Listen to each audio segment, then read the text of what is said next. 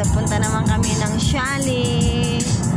Ayan, yung mga kasama ko, si Kumar, si Jima, si Christine, ayun sa loob. Ayan, si Jima nag-hi. Punta naman kami ng chalet. Tapos uwi na naman. Ayan yung paligid nila. Oh guys, ang ganda. Kasi malapit na yung halal nila, 25 and 28. Kaya ayan yung labas. Ang ikot ng mundo. Ang ganda dito guys pag tuwing gabi kasi makikita mo lahat ng lights. Ayan oh, tingnan mo. Tingnan nyo guys, yan. May mga lights yung ano nila, yung mga bahay. At yan, plug yung ano nila oh, ilaw. Punta naman kami ng chalet. Ayan ang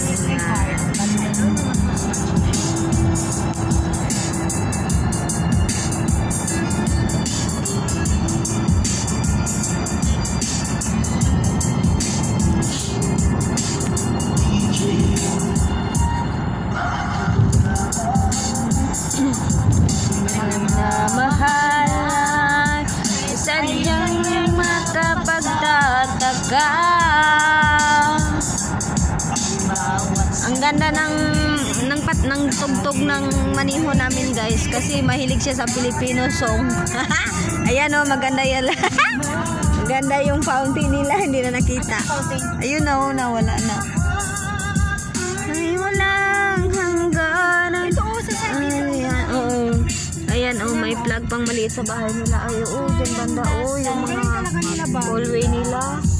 Kasi halal nila, kasi gym no, 1 month talaga preparation nila. Ayan. Ang dito kasi sa Kuwait, alam, tapos naman ang ilong ni partner dito. Hindi. Kasi tama-tama dito sa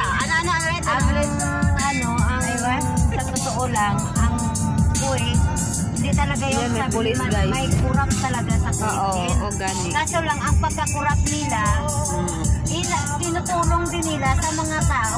Mayaman sila, pero ang pagtulong nila, hindi cooperate ka.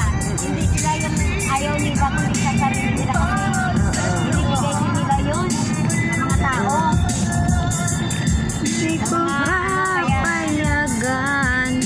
Ang gaganda ng mga bahay dito guys sa Kuwait. Hindi lahat halos yung bubulsa. May kurap din. Guys, oh, yung daan nila may mga plug. May mga plug yung kalsada. Hindi yung bulsa nila. Kunyari, kung magkano talaga ang